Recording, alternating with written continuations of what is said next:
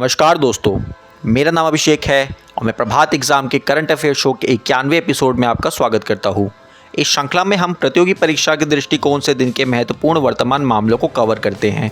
हम विभिन्न समाचार पत्रों और वेब पोर्टलों से महत्वपूर्ण समाचारों को कवर करते हैं। इस करंट अफेयर शो को देखने के बाद आपको किसी भी न्यूज़ पोर्टल पर जाने की या न्यूज़पेपर पढ़ने की आवश्यकता नहीं है। तो चलिए शुरुआत करते हैं आज की वीडियो से।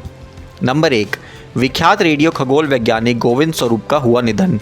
भारत में रेडियो खगोल विज्ञान का नेतृत्व करने वाले व्यक्ति गोविंद स्वरूप का संक्षिप्त बीमारी के बाद पुणे में निधन हो गया। वह 91 वर्ष के थे। वह father of Indian radio astronomy के रूप में जाने जाते थे। स्वरूप पुणे में Tata institute of fundamental research में national centre for radio astrophysics के संस्थापक निदेशक थे। स्वरूप को ऑटो रेडियो टेलीस्कोपी यानी कि ORT और विशालकाय मीटर वेव रेडियो टेलीस्कोप यानी कि GMRT की स्थापना करने वाली टीम की अवधारणा और नेतृत्व करने का श्रेय दिया जाता है। ORT, जिसे 1970 में पूरा किया गया था, लगातार 10 घंटों तक आकाशीय वस्तुओं को ट्रैक करना संभव बनाता है और यह दुनिया का सबसे संवेदनशील दूरबीनों में से एक है। 2002 के बाद से GMRT ने खगोल विज्ञान के क्षेत्र में कुछ उपन्यास खोजों की सुविधा प्रदान की है। नंबर 2, रूस ने स्पुतनिक चरण 3 के परीक्षण के लिए भारत से मदद मांगी। केंद्र ने मंगलवार को पुष्टि की कि कोरोना वायरस के टीके स्पुतनिक 5, जिसे सार्वजनिक उपयोग के लिए रूसी नियामकों द्वारा मंजूरी दे दी गई है, या तो घरेलू कंपनियों के साथ साझेदारी में भारत में निर्मित किया जा सकता है या इसके चरण 3 नैदानिक परीक्षण कई भारतीय साइटों में आयोजित किए जा सकते हैं। 3 भारतीय कंपनियों ने मॉस्को के साथ साझेदारी करने में रुचि व्यक्त की है। Gamaleya research institute of epidemiology and microbiology ने भारतीय अधिकारियों को वैक्सीन की सुरक्षा और प्रभावकारिता पर व्यापक डाटा प्रस्तुत किया है। 76 लोगों पर चरण 1 और चरण 2 नैदानिक परीक्षणों के परिणाम के अनुसार टीका उम्मीदवार ने एक मजबूत प्रतिरक्षा प्रतिक्रिया शुरू की है। इंटरनेशनल सोलर अलायंस से जुड़ेंगे PSUs।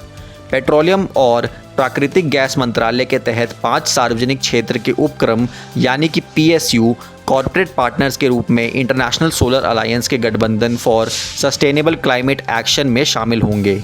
International solar alliance Bharat द्वारा शुरू किए गए 121 देशों का एक गठबंधन है।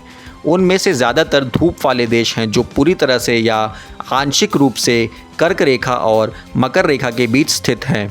गठबंधन का प्राथमिक उद्देश्य जीवाश्म ईंधन पर निर्भरता को कम करने के लिए और सौर ऊर्जा के कुशल दोहन के लिए काम करना है। Oil and natural gas corporation limited यानी कि ONGC, Indian oil corporation limited यानी कि IOCL, Bharat petroleum corporation limited, Hindustan petroleum corporation limited और गेल लिमिटेड ISA के कॉरपोरेट फंड में योगदान देंगे। इसकी घोषणा पेट्रोलियम और प्राकृतिक गैस मंत्री धर्मेंद्र प्रधान ने ISA द्वारा आयोजित प्रथम विश्व सौर प्रौद्योगिकी शिखर सम्मेलन में अपने उद्घाटन भाषण के दौरान की। Number 4, Delhi Meerut RRTS corridor. एशियाई विकास बैंक यानी कि ADB और भारत सरकार ने आधुनिक उच्च गति वाले 82 किलोमीटर लंबे Delhi Meerut regional rapid transit system यानी कि RRTS गलियारे का निर्माण करने के लिए $500 मिलियन ऋण, जो कि कुल $1 बिलियन ऋण की पहली किश्त है, पर हस्ताक्षर किए। यह भारत के राष्ट्रीय राजधानी क्षेत्र यानी कि NCR में क्षेत्रीय कनेक्टिविटी और गतिशीलता में सुधार करेगा। पहला किश्त ऋण NCR क्षेत्रीय योजना 2021 के तहत दिल्ली से सटे राज्यों को अन्य शहरों से जोड़ने के लिए योजनाबद्ध 3 प्राथमिकता वाले रेल गलियारों के निर्माण का समर्थन करेगा। भारत को इस प्रोजेक्ट के लिए लोन देने वाली एजेंसी ADB यानी कि एशियन डेवलपमेंट बैंक एक समृद्ध एशिया और प्रशांत क्षेत्र को प्राप्त करने के लिए प्रतिबद्ध है। यह बैंक 1966 में स्थापित हुआ था। दोस्तों, अब समय आ गया है आज के सवाल का। आज का सवाल है कि इंटरनेशनल सोलर अलायंस का हेडक्वार्टर कहाँ पर स्थित है। आपके ऑप्शन है दिल्ली, गुड़गांव, नोएडा या मुंबई। आप अपने जवाब हमें नीचे दिए गए कमेंट सेक्शन में बताएं। हम इस पर कल की वीडियो में चर्चा करेंगे। दोस्तों, पिछली वीडियो में हमने आपसे पूछा था कि बेसिक स्ट्रक्चर डॉक्ट्राइन यानी कि मूल रचना सिद्धांत सबसे पहले किस देश के संविधान में लागू किया गया था। इसका सही उत्तर है ऑप्शन ए, जर्मनी। आप में से उनको बधाई जिन्हें सही जवाब मिले। आज की वीडियो में बस इतना ही। वीडियो पसंद आई हो तो वीडियो को लाइक और शेयर ज़रूर करें और अंत में चैनल को सब्सक्राइब करना ना भूलें। धन्यवाद।